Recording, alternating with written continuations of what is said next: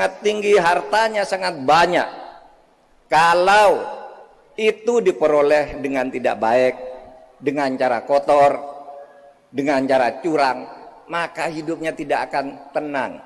Mungkin lahiriahnya kita melihat orang itu bahagia, orang itu kaya raya, kedudukannya tinggi, mungkin hebat di mata orang banyak, tetapi sebenarnya dia hatinya dalam selalu kecemasan, di dalam selalu kegelisahan, karena takut pada akibat-akibat yang akan terjadi di dunia ini. Hadirin sekalian, surga dan neraka bukan hanya yang akan dinikmati atau diberikan kepada kita di akhirat nanti. Surga dan neraka itu bisa juga dirasakan di dunia bagi orang-orang yang berbuat baik dan tidak berbuat baik.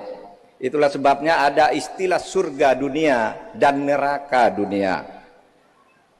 Surga dunia adalah ketenangan hidup karena kita selalu berzikir kepada Allah. Berzikir kepada Allah itu artinya selalu mengingat Allah.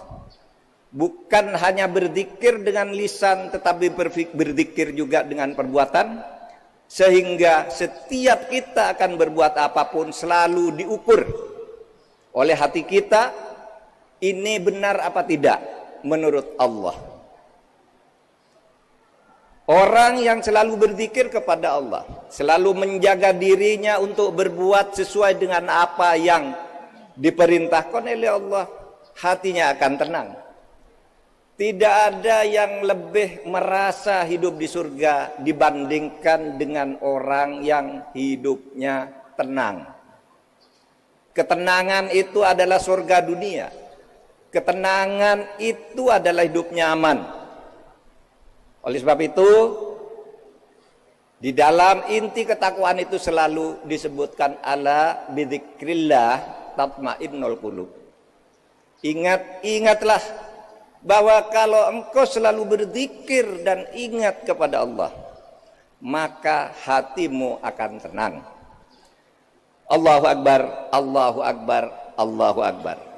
Bandingkan dengan orang yang selalu berbuat salah, berbuat dosa, melanggar hak-hak manusia, melanggar hak-hak alam, makan barang yang haram, tidak berakhlak, maka bisa jadi hidupnya di dunia secara kebendaan sukses.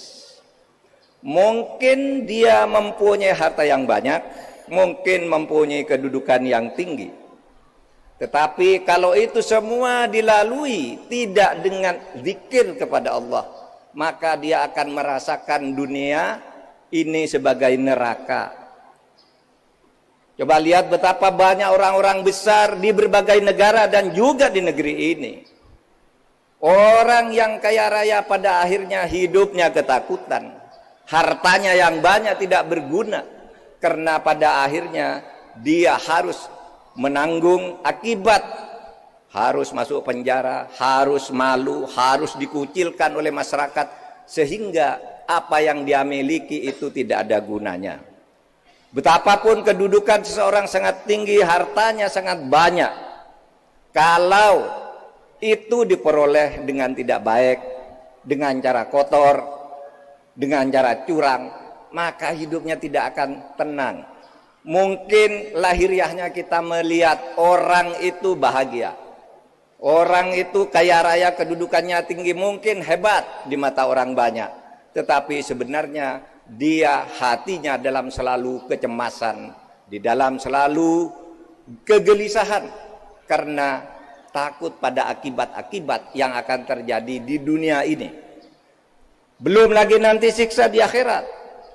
Oleh sebab itu mari kita selalu berbuat baik, jangan hanya karena takut nanti di akhirat masuk neraka, tapi juga harus menjaga agar di dunia ini hidup tidak nista, tidak sengsara, tidak dipenjara, tidak dikucilkan oleh